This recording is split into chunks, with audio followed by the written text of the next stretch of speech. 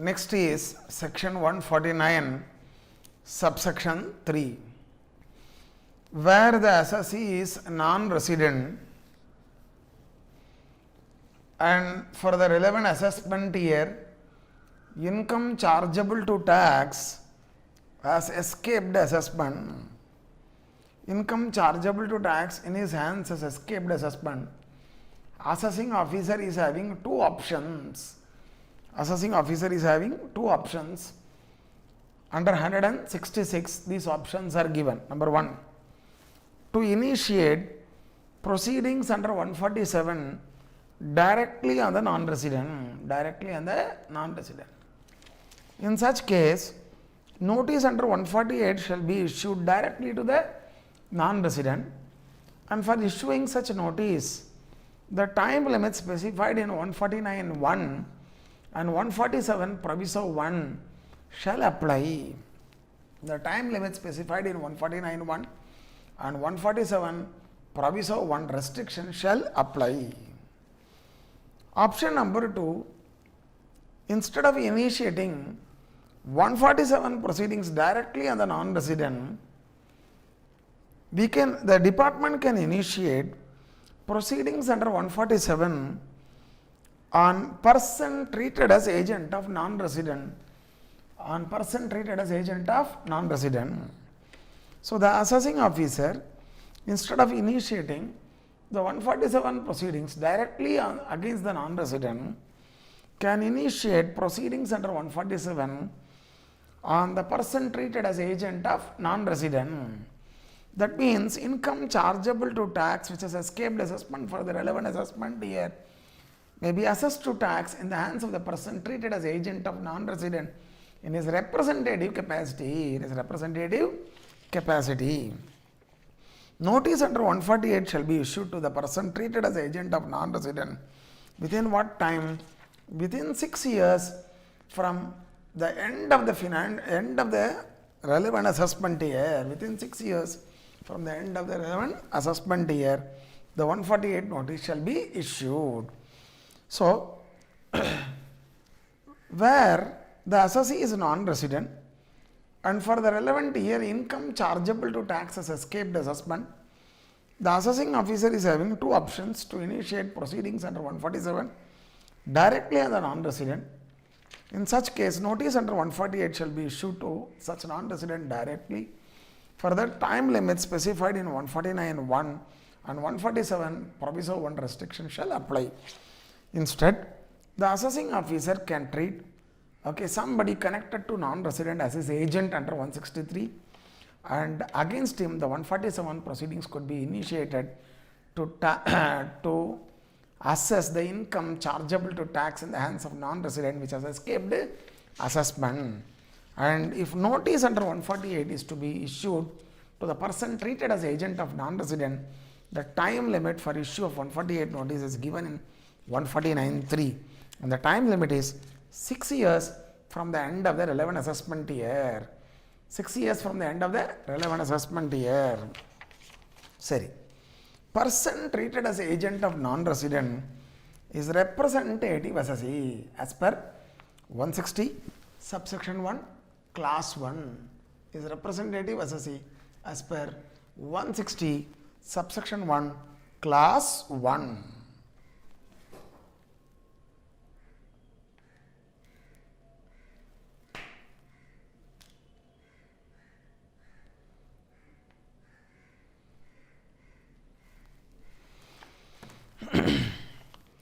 Assessment or reassessment of income of non-resident under 147 shall be done in the hands of the person treated as agent of non-resident in representative capacity. The assessment or reassessment of income of non-resident under 147 shall be done in the hands of the person treated as agent of non-resident in what capacity? Representative capacity. Treating a person as agent of non-resident means what? Adjudicating liability on such person in representative capacity. Adjudicating liability on such person in representative capacity. So, to consolidate, person treated as agent of non-resident is a representative assessee for the non-resident as per 160 subsection 1 class 1. Assessment or reassessment of income of non-resident under 147 shall be done in the hands of the person treated as agent of non-resident in representative capacity. What do we mean by treating a person as agent of non-resident? Adjudicating liability on such person in representative capacity. Adjudicating liability on such person in representative capacity. Second, a person treated as agent of non-resident shall have the same duties and obligations as that of the non-resident. What are the obligations and duties of the non-resident? Filing of return, offering income of non-resident upon receipt of notice under 148. Filing of return, offering income of non-resident upon receipt of income under 148. Production of books of accounts and documents which are necessary for framing assessment, extending cooperation in inquiry, payment of tax and interest payable by the non-resident. These are all the duties and obligations that are cast on the person treated as agent of non-resident. And tax shall be levied upon and recovered from the person, the treated as an agent of non-resident in the like manner and to the same extent to which it would have been recovered from the non-resident. Tax shall be levied upon and recovered from the person treated as agent of non-resident in the like manner and to the same extent as that of the non-resident. So, this is treating a person as agent of non-resident. Under 163 subsection 1, it is given who can be treated as agent of non-resident. The assessing officer can treat a person connected to the non-resident as his agent. But who can be treated? That is given in 163 subsection 1. Person who could be treated as agent of non-resident. Number 1, employee of non-resident who is in India. Employee of non-resident who is in India. Then person in India who has business connection with non-resident. Person in India who has business connection with non-resident. Person in India from whom the non-resident is in receipt of income. Trustee in India, trustee of the non-resident who is in India. Trustee of the non-resident who is in India. And any person, whether in India or not, who acquires capital asset in India from the non-resident. So, who can be treated as agent of non-resident? Employee of non-resident who is in India. Person in India who has business connection with the non-resident. Person in India from whom the non-resident is in receipt of any income. And trustee of non-resident who is in India. And any person, whether in India or not, who acquires capital asset in India from a non-resident, from the non-resident. Seri. Before treating a person as agent of non-resident, opportunity of being heard should be given to that person. Before treating a person as agent of non-resident under 163, shall give opportunity of being heard to such person. If a person is treated as agent of non-resident for one assessment year, he doesn't automatically become agent for other assessment years. The order passed under 163 holds good only for that assessment year. Every year separate order is to be passed under 163. Seri. If a person is aggrieved, because of the order passed under 163, that means if I am treated as agent of non-resident, I am aggrieved with this 163 order, I can challenge this 163 order in appeal before the Commissioner Appeals. Before the Commissioner Appeals. I should not have been treated as agent of non-resident.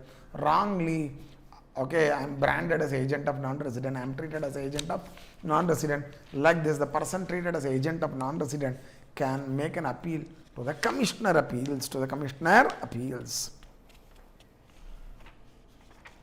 So, with this, we are through with section 149.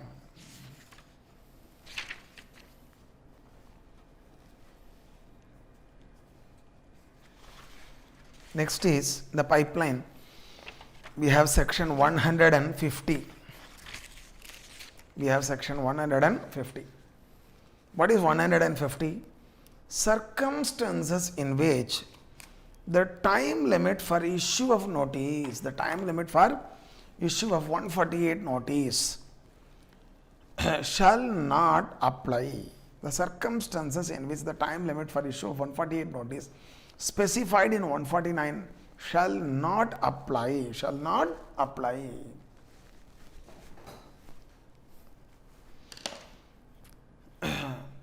In the following circumstance, for issue of 148 notice, the time limit specified in 149 shall not apply.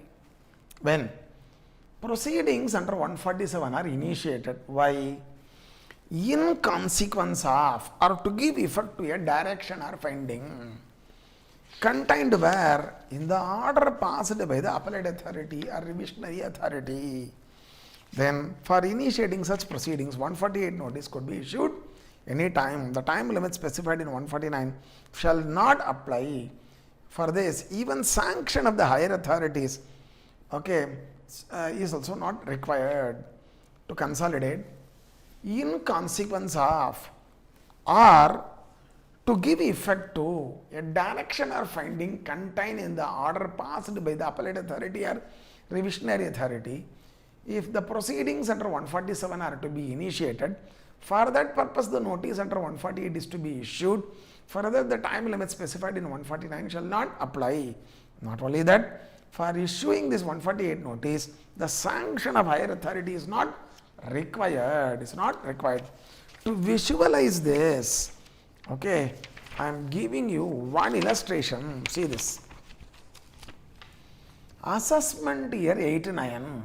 Assessment year 89.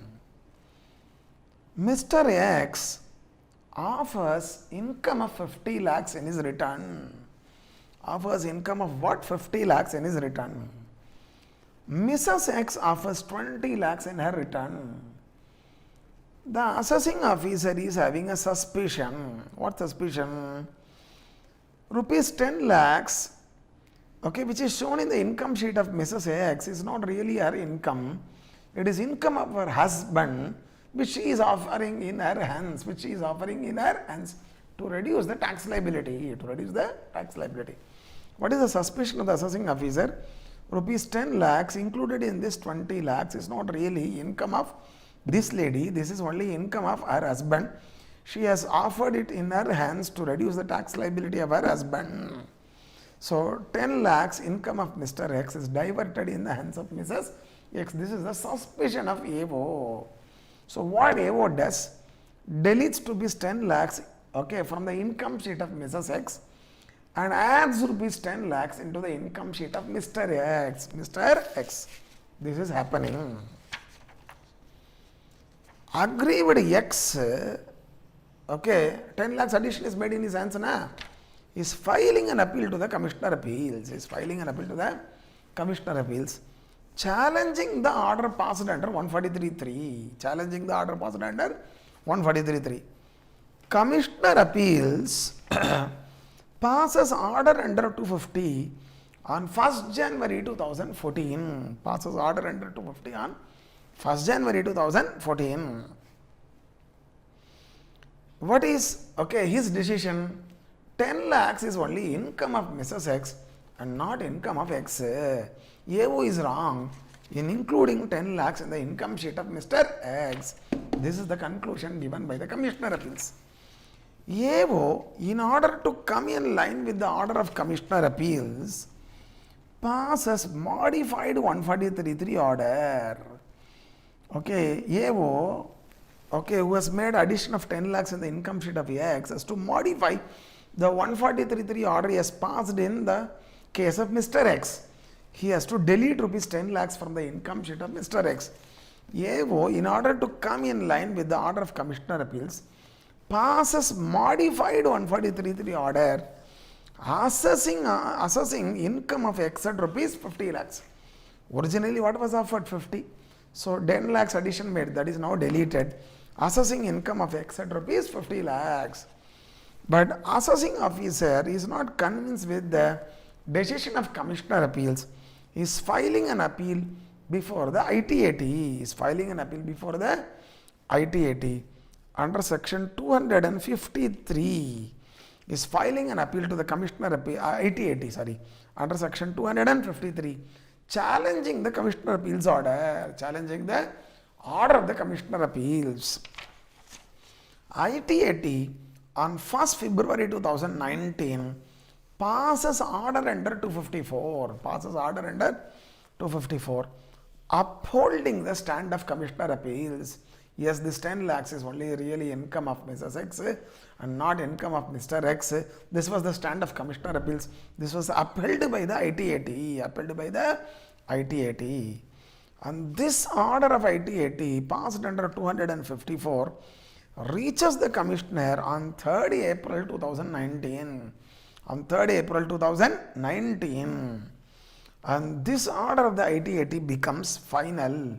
That means department doesn't agitate this order further. Okay, AO doesn't prefer further appeal. Now what happens? 10 lakhs he has deleted from the income sheet of Mrs. X, included in the income sheet of Mr. X, and based on the Commissioner Appeals order, and he is also deleting this 10 lakhs here. As a result, what happens? Okay, this 10 lakhs is neither included in the income sheet of Mrs. X nor included in the income sheet of Mr. X. But the direction or finding of the appellate authorities is what? This is not income of X, this is only income of Mrs. X. Appa AO has to include the 10 lakhs again in the income sheet of Mrs. X, again in the income sheet of Mrs. X, correct? Okay, so for that he has to initiate the proceedings under 147. Rupees 10 lakhs escaped assessment in the hands of Mrs. X based on the direction or finding of the appellate authority. AO, in order to include this 10 lakhs again in the income sheet of Mrs. X, has to initiate 147 proceedings. 147 proceedings. For that, he has to issue 148 notice. For the issue of this 148 notice, there is no time limit. Any time it could be issued. So, though the proceedings pertain to assessment year 8-9, and now more than 6 years is over, still 148 notice could be issued to initiate 147 proceedings to include this 10 lakhs in the income sheet of Mrs. X again. 147 proceedings could be initiated against her by issue of notice under 148 any time for assessment year 8-9. Okay, the time limit specified in 149 shall not apply. Okay, reason in okay, see, listen to me. Now we are initiating 147 proceedings to give effect to, okay, direction contained in the order passed by the appellate authority. What is the direction or finding contained in the order of the appellate authority? This 10 lakhs is not income of Mr. X, this is income of Mrs. X, correct? So we are initiating 147 proceedings against Mrs. X for the assessment year 8-9, okay, to give effect to, okay, direction or finding contained in the order passed by the appellate authority. For that, we need to issue 148 notice. 148 notice can be issued any time. The time limit specified in 149 shall not apply. Shall not apply. This is on the strength of 150 subsection 1. This is the strength of what? 150 subsection 1. This is what given here. In order to give effect to a finding or a direction contained in the order passed by the appellate authority or revisionary authority, proceedings are initiated under 147. For that purpose, notice under 148, okay, can be issued any time.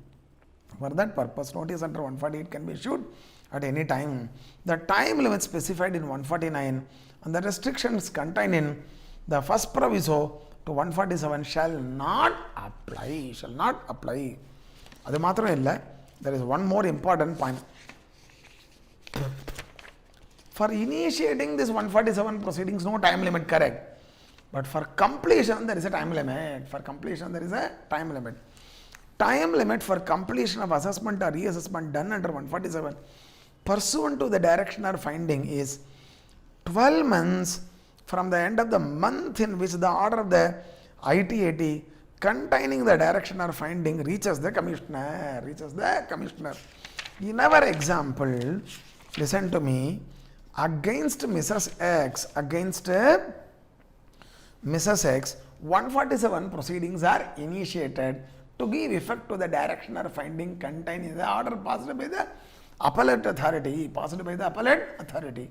So the order passed by the ITAT reaches commissioner when 3rd April 2019. That is in April 2019 it reaches. Leave the month of April, 12 months time is there. 12 months in 30th April 2020. This is the time limit for completing this 147 proceedings. 147 proceedings.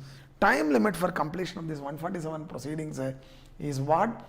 12 months from the end of the month in which the order of the appellate authority containing the direction or finding reaches the commissioner. So 12 months from the end of the month in which the order of the appellate authority containing the direction or finding supra reaches the commissioner, this 147 order should be passed. Sorry, where the direction or finding, okay, is contained in the revisionary authority's order, and to give effect to such direction or finding only we initiate 147 proceedings. For issue of 148 notice, for that purpose no time limit, correct? But for completing this 147 proceedings, the time limit is what? 12 months from the end of the month in which the revisionary order containing the direction or finding was passed. Where we are initiating 147 proceedings to give effect to the direction or finding contained in the revisionary authority's order, revisionary authority's order, then the time limit for completing that 147 proceeding is what? 12 months from the end of the month in which the order, okay, of the revisionary authority was passed. The 12 months from the end of the month in which the revisionary order containing the direction or finding was passed. This time limit for completion of these proceedings is given in 153 subsection 6 class 1. So thus we discussed what? The circumstances in which 148 notice can be issued anytime.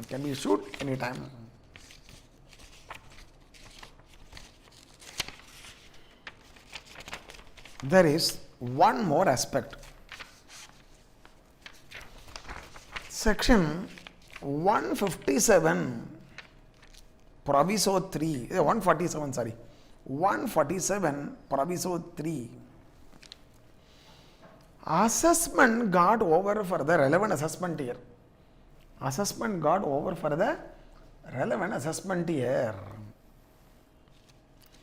Order of assessment was challenged in appeal or revision.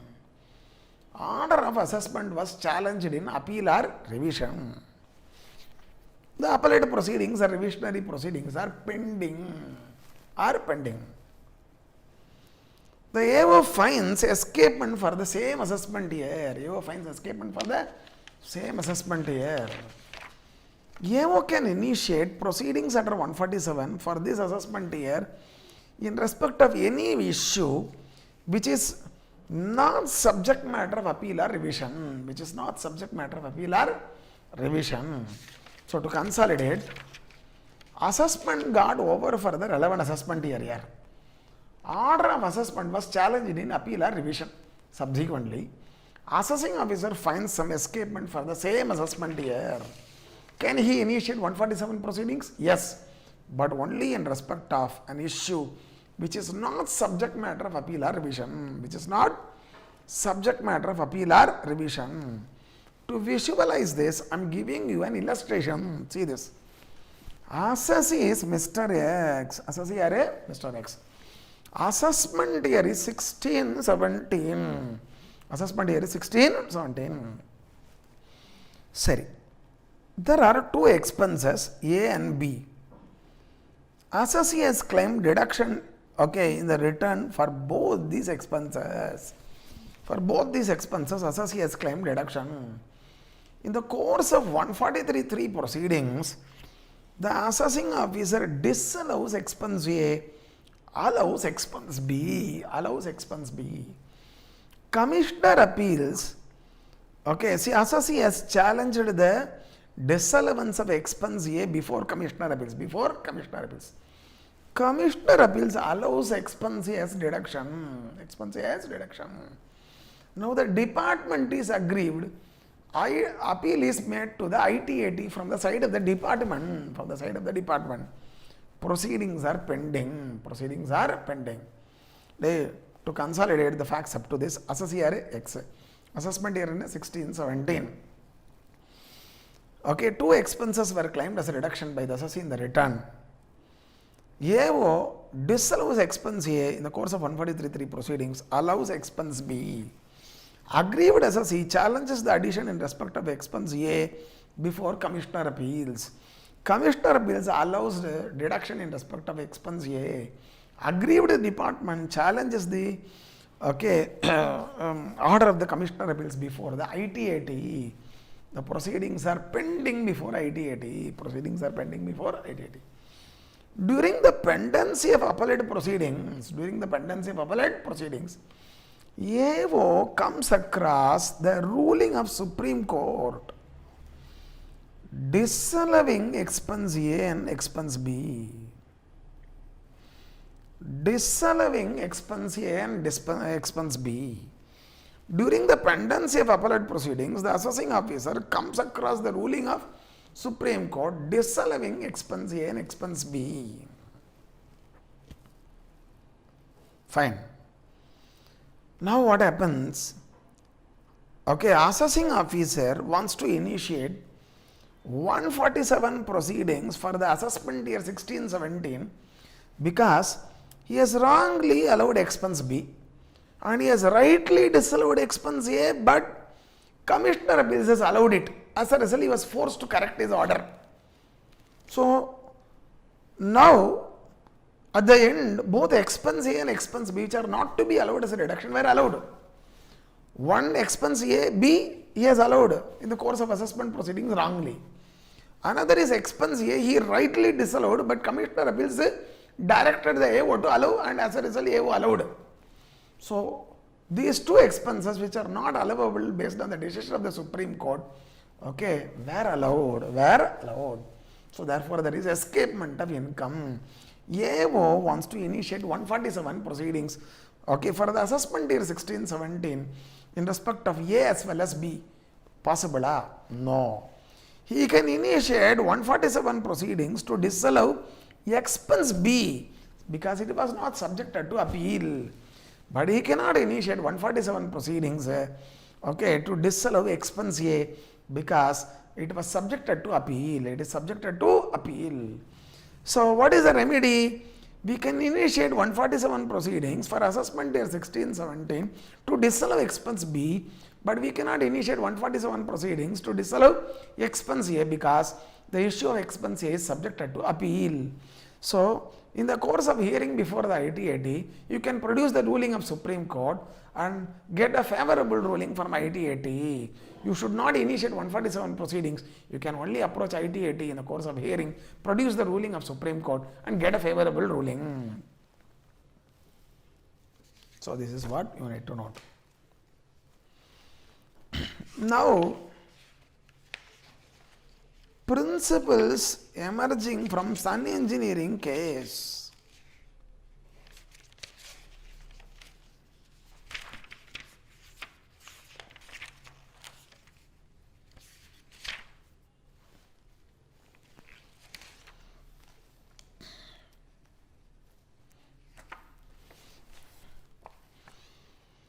See, following are the principles that emerge from Sun Engineering case, landmark judgment.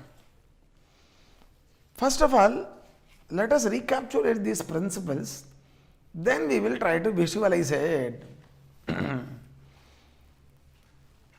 Matters lost in the original assessment proceedings, which have reached finality because of non-filing of appeal or revision or rectification application, can't be raised in reassessment proceedings. Hence, expenses disallowed or incomes taxed in the original assessment against which no appeal, revision or rectification application was filed cannot be claimed as allowable or non-taxable in the reassessment proceedings under 147. Precise solana concluded matters can't be raked up again. Okay, concluded matters cannot be raked up again in the course of reassessment proceedings. So in the course of original assessment, okay, some matters reached finality. You did not challenge the order of assessment in appeal or revision or you did not even file a rectification application, they have become final now. Such matters cannot be raked up in the course of 147 reassessment proceedings unless such concluded matters pertains to the income which has escaped assessment, unless such concluded matters pertains to the income which has escaped assessment. If it is a concluded matter, it can be raised in reassessment proceedings. If it is inextricably directly linked to the income which has escaped assessment, this is principle number 1. Principle number 2, no fresh claims will be entertained in the course of reassessment proceedings initiated under 147. No fresh claims will be entertained in the course of reassessment proceedings initiated under section 147.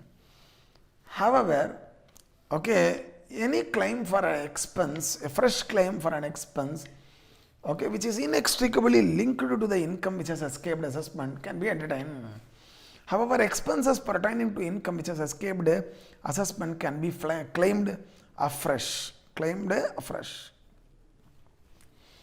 Next is, the proceedings under 147 are only for the benefit of revenue, not for the benefit of the assessee. 147 reassessment proceedings are only for the benefit of the assessee, not for the benefit of the only for the benefit of the revenue, not for the benefit of the assessee. That's why the income reassessed under 147 cannot be less than the income originally assessed. Income reassessed in the course of 147 proceedings cannot be less than the income originally assessed. And the loss reassessed in the course of 147 proceedings cannot be more than loss originally assessed. So what you need to understand, 147 proceedings are only for the benefit of the revenue, not for the benefit of the assessee. These are all the principles emerging from the decision of the Supreme Court in Sun Engineering case. Let us go through illustration for each of these principles so that it stays strong in our mind.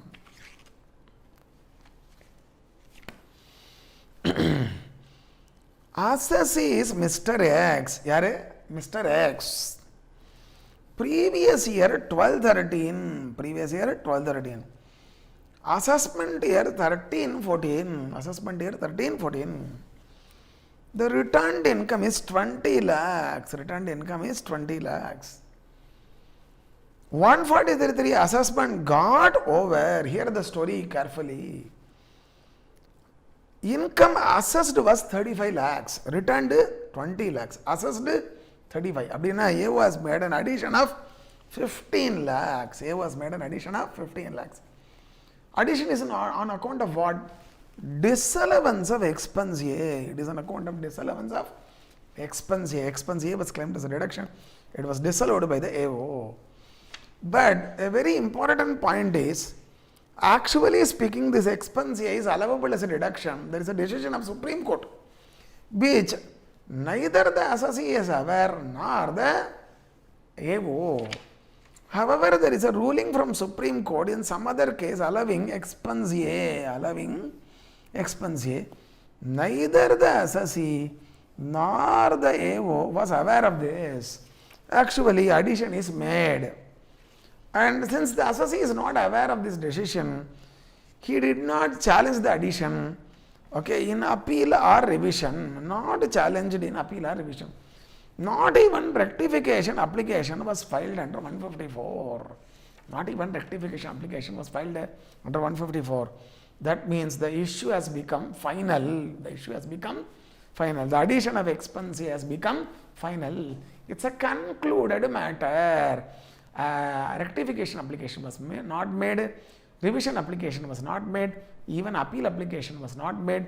So the addition in respect of expense has become final. It has become what? Final.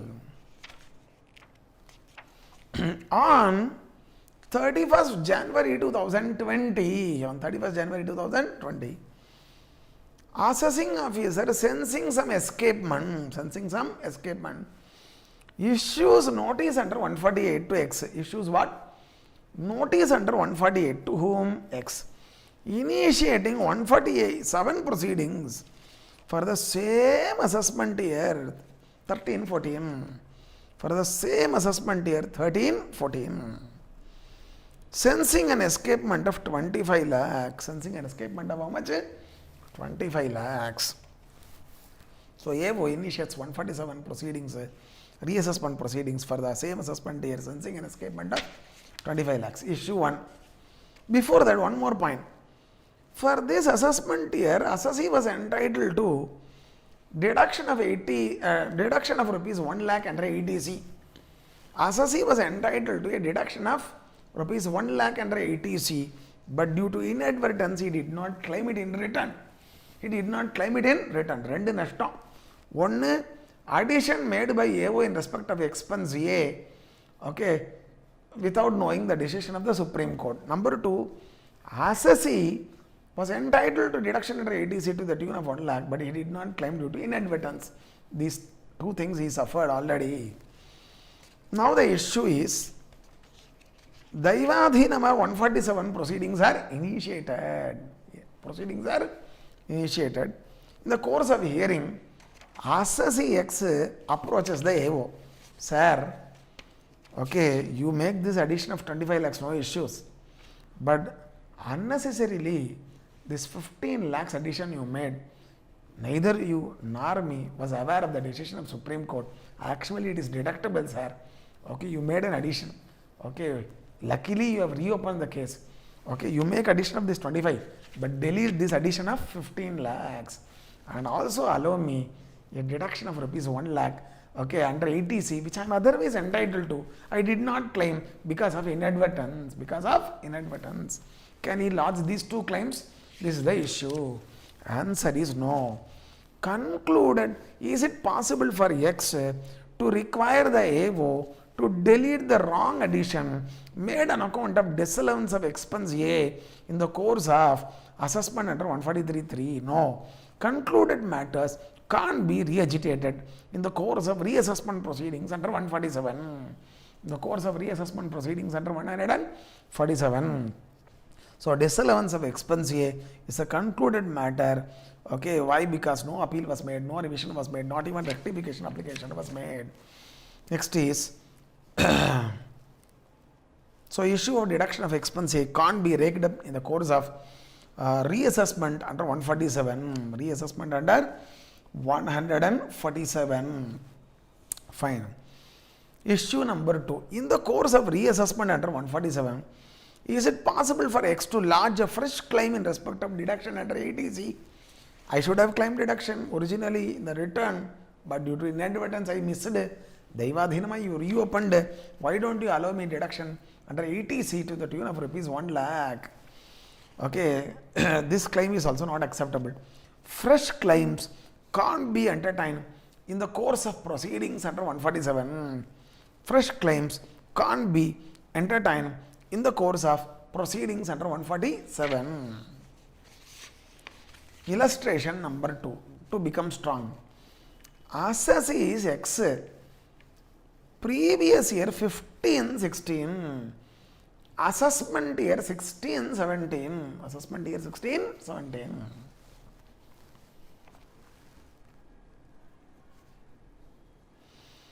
Previous year 15-16. Assessment year 16-17. I'll give you the facts.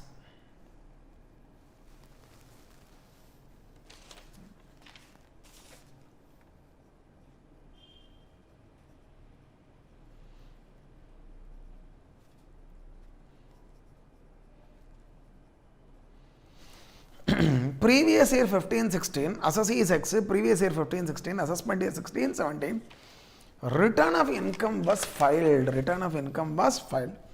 The returned income was 3.25 lakhs only, 3.25 lakhs. And 143.3 assessment is made. In the course of assessment, additions were made and the assessed income has become 5.75 lakhs, 5.75 lakhs. And what are the additions made in the course of 143.3 proceedings? Two additions. One is unexplained cash credit of rupees 2 lakhs. Unexplained cash credit of rupees 2 lakhs under 68. Under 68. Okay, number 2, disallowance of traveling expenses, because assessee cannot explain that these traveling expenses were wholly and exclusively incurred for this, for his business. So therefore, this 50,000 was also disallowed.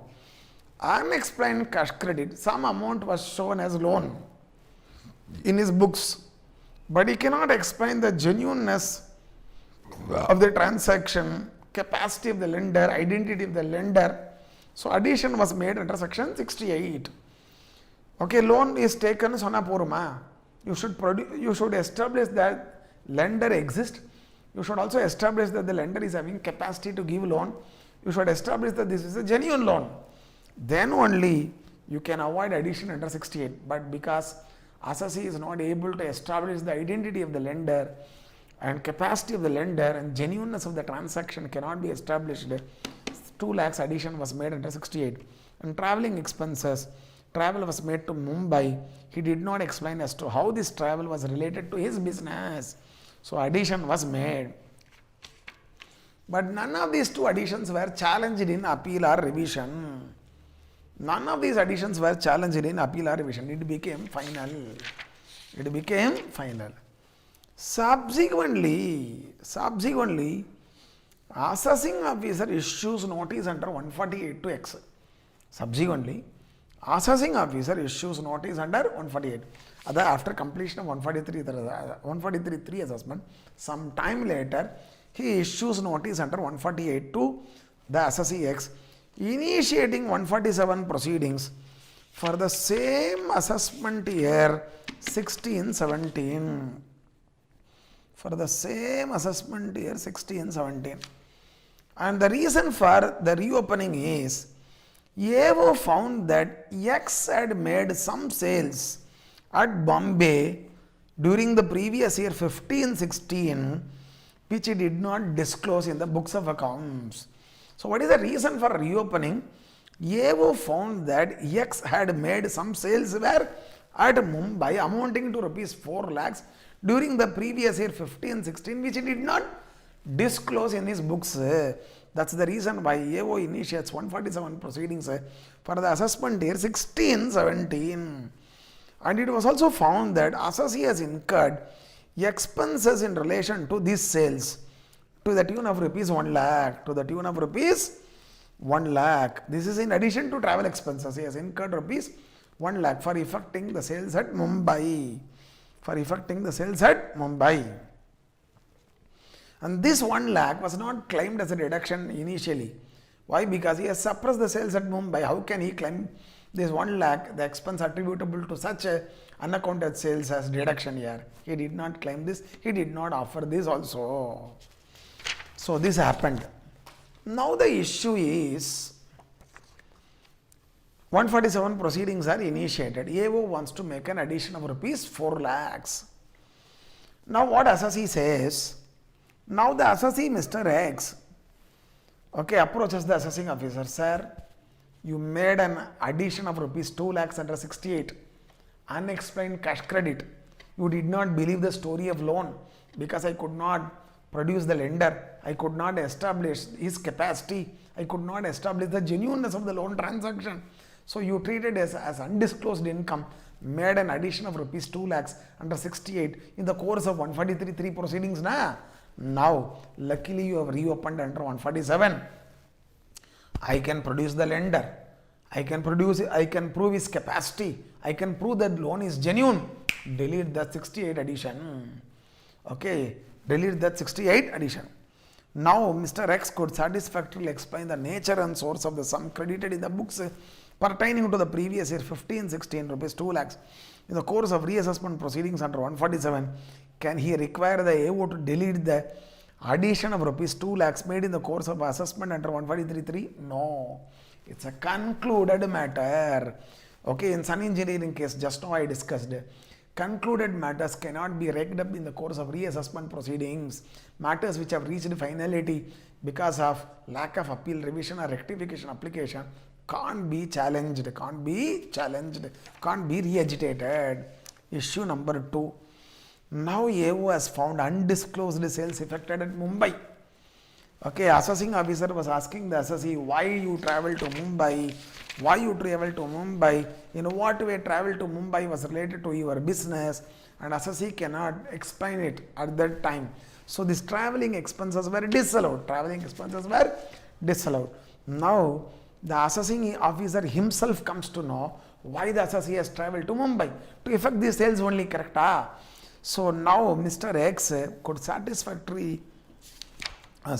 Now the AO has found undisclosed sales effected at Mumbai. The travelling expenses of 50,000, which was disclosed in the course of assessment under 143.3, which was disclosed in the course of assessment under section 143, due to inability of X to link it to his business, becomes deductible. Okay, why? The link now gets established. You are asking me why I was traveling to Mumbai, why I was traveling to Mumbai. Now you have the answer. I effected unaccounted sales at Mumbai. So in that connection, I perform travel. So the traveling expenses are now connected to my business. When you want to make an addition of 4 lakhs in respect of unaccounted sales, you should also allow the traveling expenses. You made an addition in the course of 143, delete that addition. Delete that addition. In the course of proceedings under 147, is it possible for X to require the AO to delete the addition made in the course of assessment under 143.3 on account of disallowance of traveling expenses? This is also a concluded matter. Okay, listen to me. Traveling expenses were disallowed. Did the assessee challenge it in appeal? No. Did the assessee challenge it in revision? No. Did the assessee made a rectification application? No. It has become a concluded matter. It has reached finality. Yeah. Okay, but still it could be raked up in the course of 147 proceedings, because the income which has escaped assessment is what? Okay, the income arising on account of unaccounted sales effected at Mumbai. To that, these traveling expenses, though a concluded matter, is inextricably linked. So it can be raked up. Though addition of traveling expenses is a concluded matter, still it could be raked up in the course of proceedings under 147, since it is directly linked to income which has escaped assessment, triggering the initiation of proceedings under 147. So the final key takeaway based on this is, even concluded matter could be re-agitated in the course of reassessment under 147 if it is directly linked to income which has escaped assessment, warranting initiation of proceedings under 147. In this case, unaccounted sales effected at Mumbai only has triggered the initiation of 147 proceedings. So the traveling expenses, though a concluded matter, is directly, inextricably linked to such escapement. So it could be raked up and it could be allowed as a deduction. This is what given here. Matters lost in the original assessment proceeding, which have reached finality because of non-filing of appeal or revision or rectification application, cannot be raised in reassessment proceedings.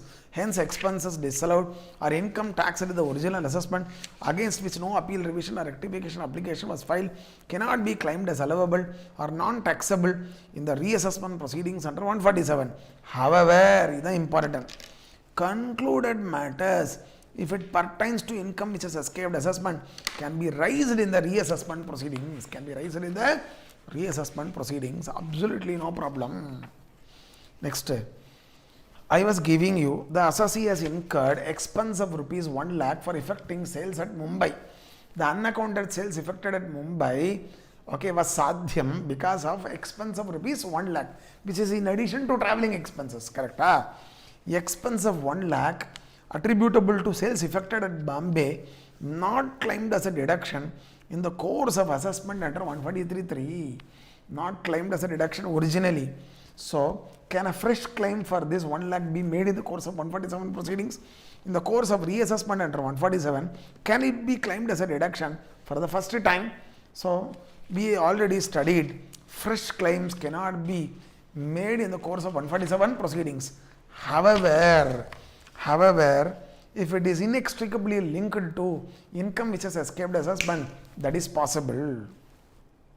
Though this is a fresh claim, it could be entertained since it is directly linked to income which has escaped assessment and which triggered the proceedings under 147. So the key takeaway is fresh claims which are directly connected to income which has escaped assessment and which triggered the proceedings under 147 can be made in the course of such proceedings. Fresh claims which are directly connected to income which has escaped assessment and which triggered the proceedings under 147 can be made in the course of 147 proceedings. 147 proceedings. That way.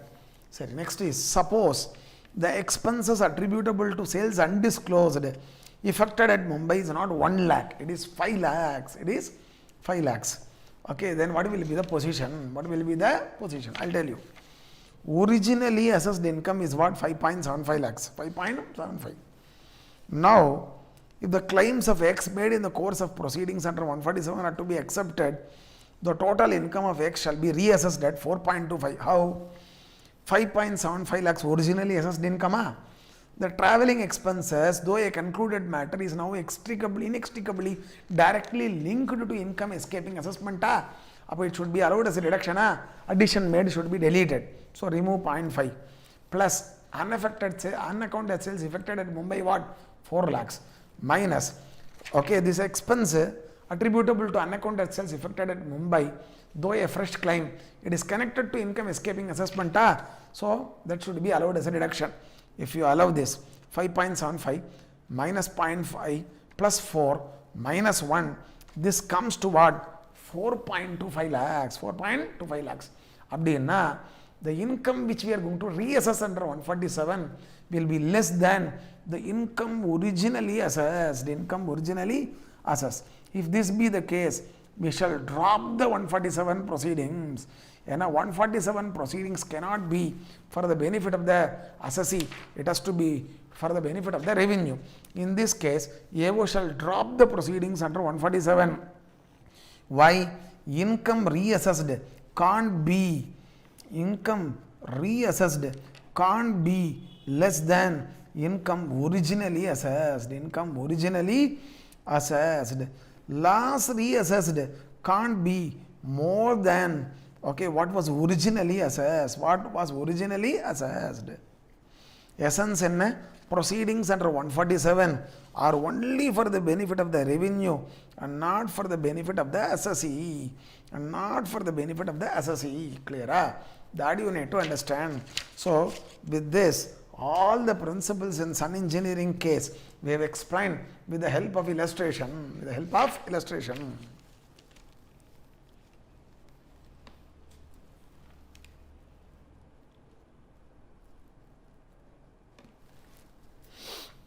Now we enter into the next section, 152.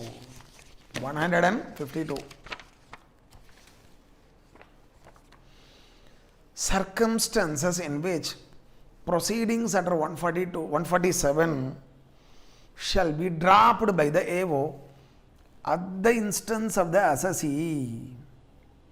Assessee can approach the AO requiring him to drop the 147 proceedings and AO shall drop. So what we are now discussing, the circumstances in which proceedings under 147 shall be dropped by the AO, at the instance of the assessee. When for the relevant assessment year, assessment got over.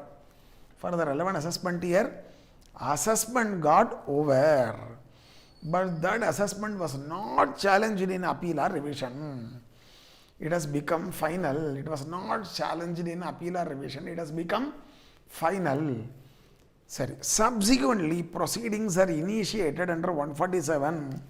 Sensing escapement, AO has initiated 147 proceedings, sensing escapement. To consolidate, for the relevant assessment year, assessment got over, but that assessment order was not challenged in appeal or revision. Okay, it has become final. Subsequently, the assessing officer, sensing escapement, initiates 147 proceedings. Now, the assessee can approach the AO and require him to drop the proceedings under 147 if he could satisfy the AO that income originally assessed was, okay, not less than amount at which the assessee would have been assessed had assessment been rightly made, even if the income alleged to have escaped assessment had been taken into account. Already I was assessed at a higher figure here. You have done enough damage to me. So by even assuming that these things which you are alleging that escape income which are alleged to have escaped assessment or assumed to have escaped assessment, actually for argument's sake, even after considering this, okay, income originally assessed was more than what I should have been rightly assessed to. Sorry. To consolidate, for the relevant assessment year, assessment got over and it was not, order of assessment was not challenged in appeal or revision, it has become final. Subsequently, the assessing officer, sensing some escapement, initiates proceedings under 147. Now the assessee can approach the AO requiring him to drop the 147 proceedings if he could satisfy the AO that he was already assessed at a sum which is greater than or which is not less than the amount at which the assessee would have been assessed had assessment been rightly made, even if the income alleged to have escaped assessment had been taken into account. To visualize, I am giving you an illustration. Assessee is Mr. X, previous year 12-13, assessment year 13-14. For this assessment year 13-14, 143.3 assessment was made. Already 143.3 assessment was made. The returned income was rupees 2 lakhs. AO makes an addition by making disallowance of expense A, which is 8 lakhs. And as a result, the total income assessed jumps to 10 lakhs. Actually speaking, this 8 lakhs disallowance is wrong. At that point of time, there is decision of Supreme Court, okay, deciding that this is allowable. Neither the assessee knows nor the assessing officer knows that this is allowable. So AO disallows. Assessee doesn't challenge this in appeal or revision. The order of assessment has become final. So wrongly expense A was disallowed. Okay, assessee was not aware of the decision of the Supreme Court, accepted the disallowance, did not challenge in appeal or revision. The order of assessment has become final. The first adhyayam, the chapter over. Next is on 31st January 2020. Some time later, AO issues notice under 148. AO issues what? Notice under section 148. To whom? To Mr. X. Initiates 147 proceedings alleging escapement. Sorry. Now case 1. The income that is escaping assessment is 7 lakhs in vechikala. How much has escaped assessment? 7 lakhs. Now the assessee can approach the assessing officer and requiring him to drop the 147 proceedings. Why? Income originally assessed was what? 10 lakhs. Now, had the assessment been rightly made, even after considering the income alleged to have escaped assessment, okay, what is the figure at which it will be? Had assessment been rightly made, okay, we would not have made this addition of 8 lakhs, which is contrary to the ruling of Supreme Court. So it would have been only rupees 2. Now what is the escapement? 7. 2 plus 7 and 9. So originally assessed what? 10. So assessee was already assessed at a sum which is not less than the amount at which assessee would have been assessed had assessment been rightly made, even if the income alleged to have escaped assessment had been taken into account. Had assessment been made originally rightly, this disallowance is not warranted. So the income would have been only 2 lakhs. Okay, even if the income alleged to have escaped assessment 7 is considered, now if the right assessment is to be made, it will be only 9. But already the assessee was assessed at what amount? 10 lakhs. Amount at which the assessee would have been assessed had assessment been rightly made, even if the income alleged to have escaped assessment had been taken into account, 2 plus 7, 9, already assessed 10. So, a assessee can approach the AO under 152 and requiring him to drop the proceedings initiated under 147. Drop the proceedings, then AO shall drop. Assessing officer shall drop the proceedings. Shall drop the proceedings. Sorry, case 2, instead of 7, it is 17. Then, income originally assessed is what? 10. Had assessment been rightly made, even after considering the income alleged to have escaped assessment, it will be what? 2 plus 17, 19. Assessee was not originally assessed at a higher amount. So now the proceedings cannot be dropped. The assessee can't approach the AO under 142.2 and requiring him to drop the proceedings initiated under 147. The proceedings will continue. The proceedings under 157 shall, 47 shall continue. So this is very obvious decision. Nothing new here. Only thing is it is latest from judiciary given in the institute publication. Go through, nothing new. So what we have started today is 147 to 152. All these things are over. Very, very important. If anything you find it difficult, okay, replay it 2 or 3 times until you become strong. Don't go to the next area. These are all sure areas, could be tested.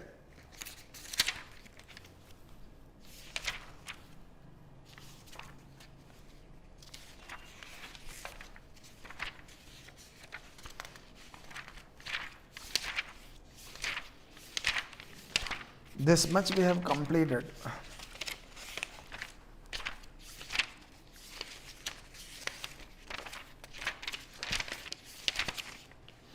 Now we enter into 153, time limit for completion of assessment or reassessment. Time limit for completion of assessment or reassessment.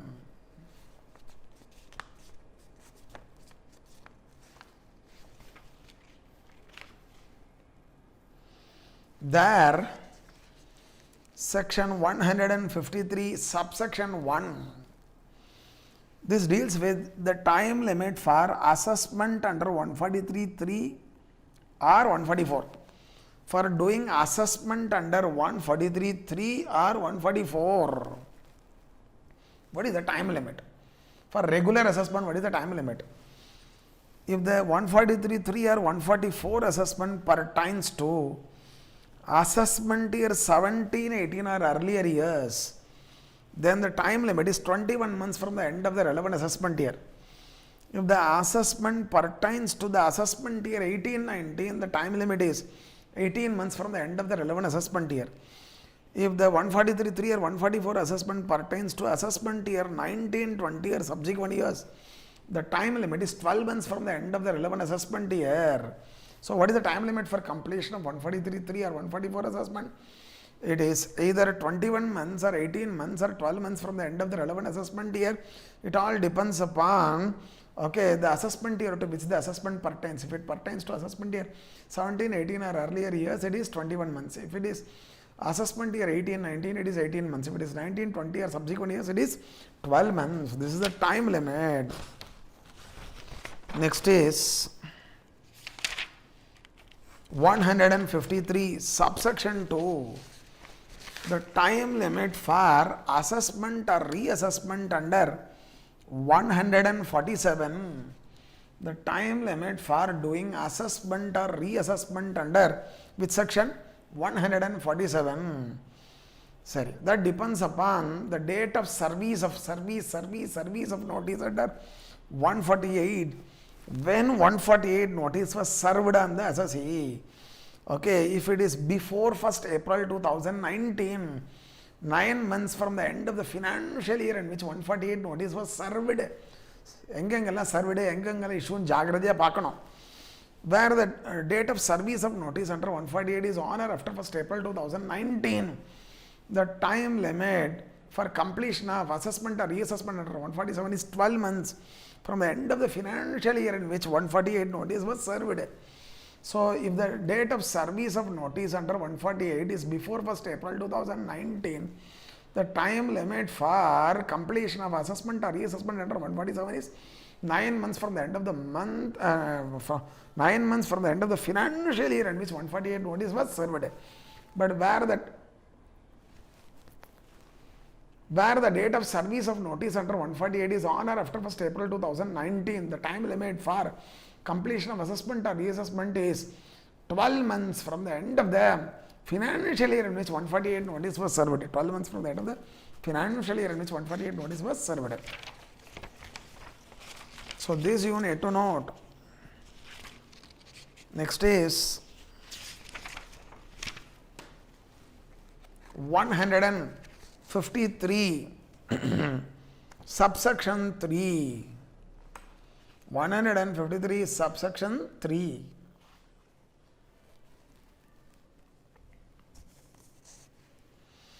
Time limit for completion of fresh assessment. Time limit for completion of fresh assessment.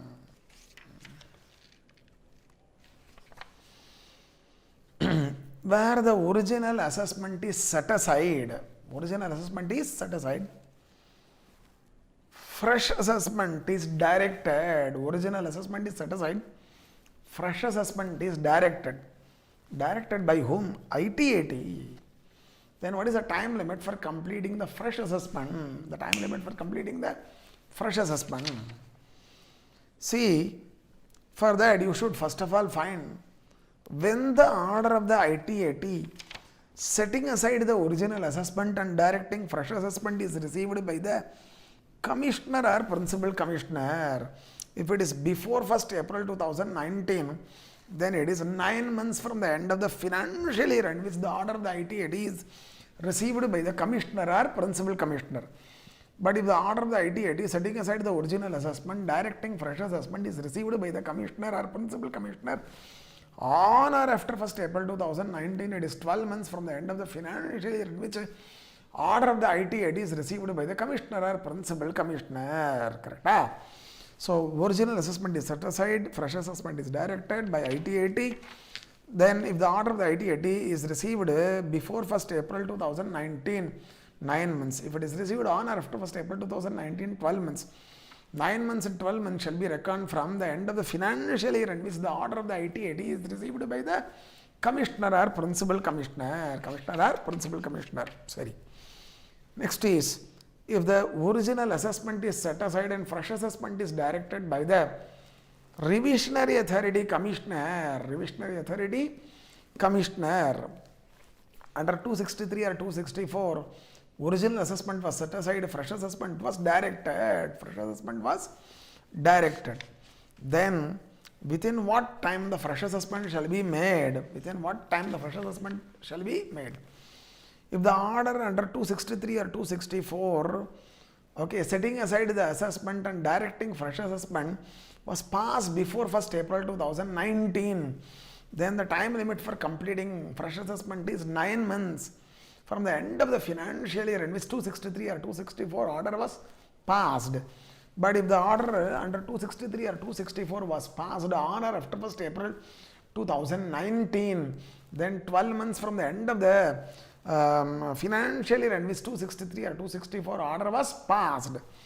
So, where the original assessment was set aside and fresh assessment was directed by the revisionary authority commissioner under 263 or 264, the time limit is either 9 months or 12 months from the end of the financial year in which 263 or 264 order was passed, depending upon when the order was passed. If the order was passed before 1st April 2019, it is 9 months. If the order was passed on or after 1st April 2019, it is 12 months. 9 months or 12 months from what? From the end of the financial year in which 263 or 264 order was passed.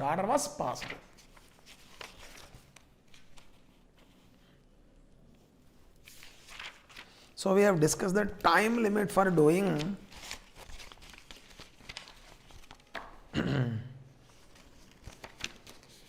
fresh assessment. Next is assessing officer has to modify his order pursuant to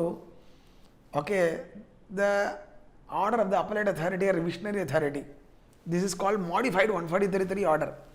Order passed by him, consequential order passed by him to give effect to appeal or revision. To give effect to appeal or revision. That I am going to discuss. Within what time? What is the time limit for giving effect to appeal or revision? Appellate authority or revisionary authority has passed the order. The order of assessing officer is inconsistent with the order of the appellate authority or revisionary authority. So AO has to modify his order to give effect to appeal or revision. Within what time he has to give effect to appeal or revision? Within what time he has to pass the consequential modified order? This is what given in 153 subsection 5. 153 subsection 5. Fine. Now, appellate authority commissioner appeals passes order under which section? 250. Appellate authority ITAT passes order under appellate order under which section? 254. Appellate authority High Court passes its appellate order under which section? 268. Appellate authority Supreme Court passes its appellate order under which section? 263. 263. Where appellate authority commissioner appeals or ITAT or High Court or Supreme Court has passed appellate order under these sections, AO in order to give effect to appeal shall pass consequential order. Shall pass what? Consequential order. The consequential order shall be passed within what time? It is 3 months from the end of the month in which the appellate order is received by the commissioner.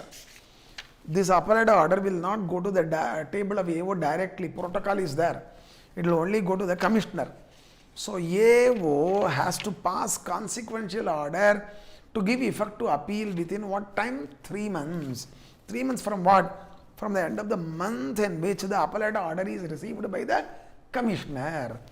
But where it is not possible for the AO to pass consequential order to give effect to appeal within the aforesaid 3 months, he can seek extension from commissioner for good and sufficient reasons. Commissioner can grant extension up to 6 months. Can grant extension up to 6 months maximum. Then the consequential order shall be passed within the extended time. Fine. Next is where revisionary authority commissioner passes order under 263 or 264. Passes order under 263 or 264. Then the AO has to come in line with the order of the revisionary authority. Correct? AO has to give effect to revision. He has to modify his order. Consequential modified order should be passed by him to give effect to revisionary order of the commissioner. That should be done within what time? Within 3 months from the end of the month in which 263 or 264 order was passed. In which month 263 or 264 order was passed? From the end of the month within 3 months. Within 3 months. Sorry. Where it is not possible for the AO to pass this modified consequential order within the 3 months to give effect to revision, he can approach commissioner. Commissioner can grant extension for good or sufficient reasons, can grant extension up to 6 months. Maximum 6 months.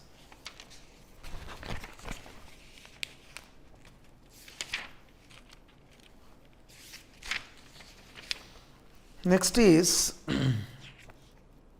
this is already over, along with 150. Now we are discussing this. 153, subsection 6, class 2. 153, subsection 6, class 2. For understanding this, there is a prerequisite here. What is a prerequisite? I will tell you. Firm, it is paying remuneration to the partners. It is paying what? Remuneration to the partners. For the firm, this remuneration is an expense. Firm passes firm pays remuneration to the partners, which is an expense to the firm, which is an expense to the firm, and it is deductible under 37(1) wholly and exclusively incurred for the purpose of business, subject to fulfillment of conditions stipulated in 40 class B. Subject to what? Fulfillment of conditions stipulated in 40 class B. Subject to conditions stipulated in 40 class B. It is deductible. In the hands of partners, this remuneration is income. It is taxable under the head PGBP. It is taxable under the head PGBP, provided it was allowed as a reduction in the hands of the firm. It was allowed as a reduction in the hands of the firm. So this much you need to know. In 40 class B, there are various conditions to be fulfilled for enjoying reduction in respect of remuneration paid to partners. There are conditions to be fulfilled for enjoying reduction in respect of remuneration paid to the partners. One of the condition is the aggregate amount of remuneration paid to all the partners put together should not cross the ceiling. Should not cross the ceiling. And the ceiling is linked to book profits. And the ceiling is what? Linked to book profits. What is book profits? Income under the head PGBP, income chargeable under the head PGBP, after deduction of interest paid to the partners subject to 40B, but before deduction of remuneration paid to partners. What is book profit? Some income under the head PGBP, that's all. After deduction in respect of interest paid to the partners subject to 40 class B, but before allowing deduction in respect of remuneration paid to the partners. This is book profit. Correct? If the book profit is negative, the ceiling is 1,50,000. Even if the book profit is negative, the aggregate amount of remuneration paid to all the partners put together can be up to 1,50,000. Can be up to what? 1,50,000. But if the book profit is positive and it is not more than 3 lakhs, and it is not more than 3 lakhs, the ceiling is 90% of book profit or 1,50,000, whichever is higher, But if the book profit is more than 3 lakhs, then the ceiling is 2,70,000 plus 60% of book profit in excess of 3 lakhs. 60% of book profit in excess of 3 lakhs. If the book profit is negative, the ceiling is 1,50,000. If it is positive and it is not crossing 3 lakhs, the ceiling is 90% of the book profit or 1,50,000, whichever is higher. If the book profit is positive and it is more than 3 lakhs, the ceiling is 2,70,000 plus 60% of excess of book profit over 3 lakhs. Excess of book profit over 3 lakhs. So, these are all prerequisites for understanding section 153 subsection 6 class 2. See this. For the relevant assessment year,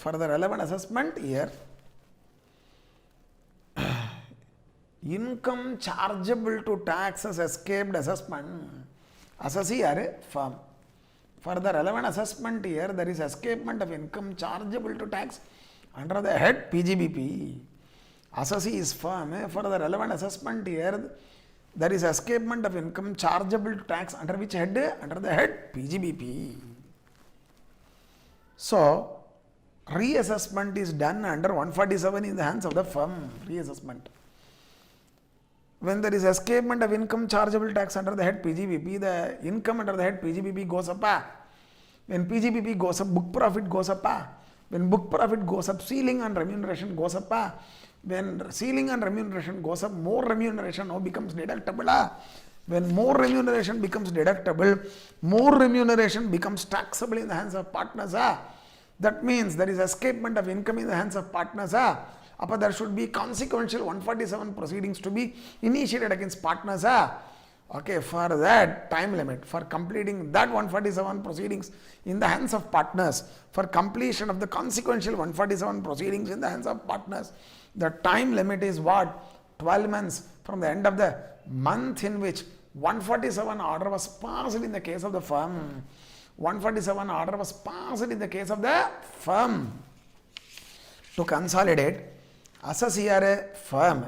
For the relevant assessment year, there is escapement of income which is chargeable to tax under which head? Under the head PGBP. So accordingly, against the firm, 147 proceedings were initiated. Okay, when addition is made in the course of 147 proceedings, the income under the head PGBP goes up. When income under the head PGBP goes up, book profit goes up. When book profit goes up, ceiling on remuneration goes up. When ceiling on remuneration goes up, more remuneration becomes deductible in the hands of partner. When more remuneration becomes deductible in the hands of firm, more remuneration becomes taxable in the hands of the partners. When more remuneration becomes taxable in the hands of partners, okay, they were already assessed at a lesser amount. There is escapement of income in the hands of the partners. Consequentially, against the partners, we need to initiate 147 proceedings. Initiate 147 proceedings. For completion of such 147 proceedings, the time limit is given in 153 subsection 6 class 2. The time limit is 12 months from the end of the month in which 147 order was passed in the case of the firm.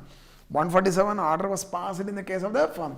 Firm 147 order was passed, okay, in which month? From the end of that month, within 12 months. Within 12 months. This consequential 147 order should be passed in the hands of the partners. In the hands of the partners. This much you need to note.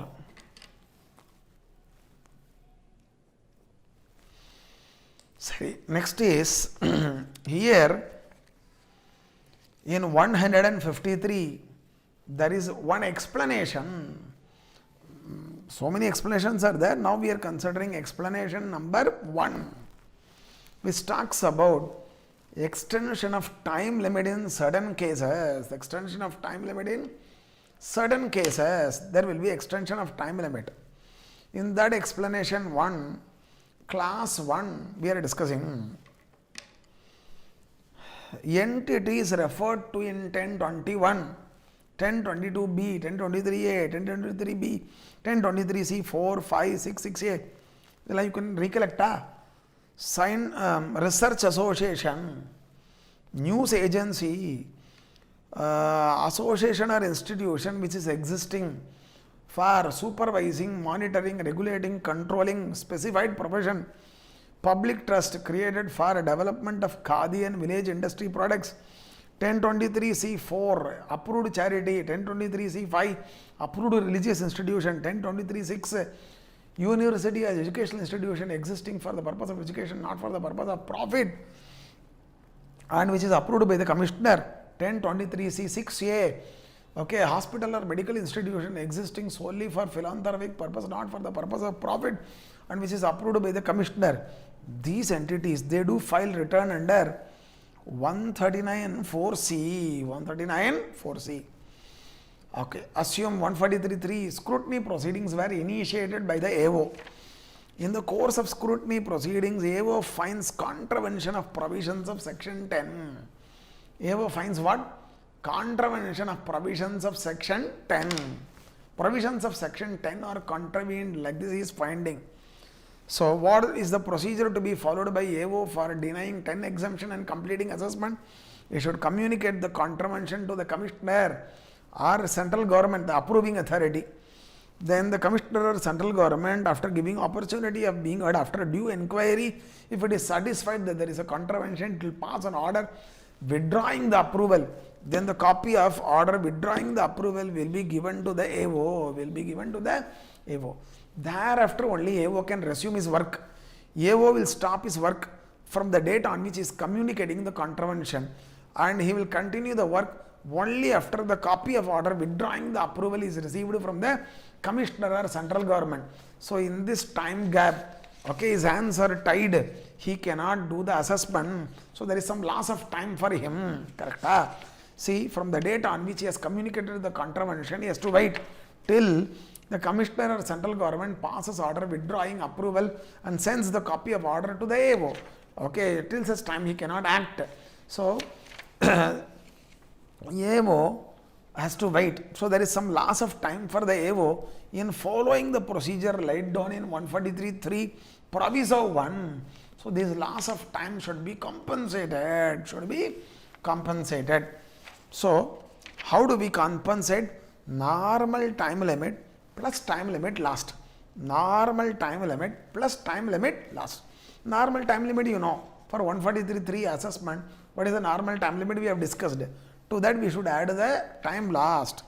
Time last should start from the date of intimation of contravention, okay, to the commissioner or central government. AO is intimating the contravention to the commissioner or central government from that date to the date on which the copy of order withdrawing the approval, okay, reaches the AO. The date on which copy of order withdrawing the approval reaches the AO. In this, both the days inclusive, the time last, you should add it to the normal time limit. You should add to the normal time limit. So, to get the extended time limit.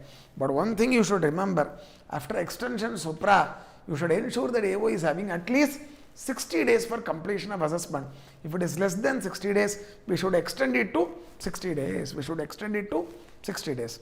After extension supra, AO shall have at least 60 days for completion of assessment. So, if it is less than 60 days, you should make it 60 days. This is class 1. Class 2. In the course of assessment or reassessment, AO gives audit direction under 142.2a. Could you recollect? AO gives audit direction under 142.2a. When audit direction is given, we will wait for the audit report until such time AO will not do assessment actively. So, there is some loss of time on account of AO giving audit direction under 142.2a. In such case, okay, he should be compensated for the loss of time. Okay, the extended time limit is normal time limit plus time last. Time last, okay, ticking should start from the date on which audit direction is given under 142.2a. On what date audit direction is given under 142.2a, from that date to the last date fixed for submission of audit report, this time period is the last, and that should be compensated. That should be compensated. Everywhere you should remember, after extension you should have at least 60 days. If it is less, we should make it as 60 days. Next is in class 2 only, there is limb number 2. There is limb number 2. AO has given audit direction under 142.2a. AO was given audit direction under 142.2a. But the assessee is aggrieved with this audit direction. He feels it is not at all necessary. So it is challenged, okay, in writ petition before the High Court. Assessee is challenging the audit direction in writ petition before the High Court. High Court sets aside the audit direction. There is no need for audit. Unnecessarily you are complicating the issues like this. High Court sets aside the audit direction. So, in this process, assessing officer is losing some time for doing assessment. The time last should be compensated. The time last shall start on what date? The date of audit direction under 142.2a. On what date audit direction is given under 142.2a, to the date on which the order of the High Court setting aside the audit direction is received by the commissioner or principal commissioner. Hey, High Court has passed order setting aside the audit direction. The copy of the order of the High Court reaches the commissioner or principal commissioner on a particular date. Till such date, we should compute the time loss. Time loss should start on the date of audit direction under 142.2a. It ends on the day on which the order of the High Court setting aside the audit direction is received by the commissioner or principal commissioner. Okay. Next is class 3. In the course of assessment or reassessment, okay, assessing officer can make reference to the departmental valuation officer. Assessing officer can make a reference to departmental valuation officer, okay, on valuation matters under 142a. Under 142a, the DVO has to estimate the fair market value and has to submit the valuation report. Submit the valuation report. Until the valuation report comes from the departmental valuation officer, AO cannot proceed. So as a result, there is some loss of time. There is a loss of some time. So, okay, the loss of time should be compensated. Further, the time loss starts on the date on which reference is given under 142a and it ends on the date of receipt of valuation report. So from the date of reference under 142A to the date of receipt of valuation report, this is loss of time. This should be compensated. Extended time limit is normal time limit plus time last. After extension, AO should have at least 60 days. You should remember this.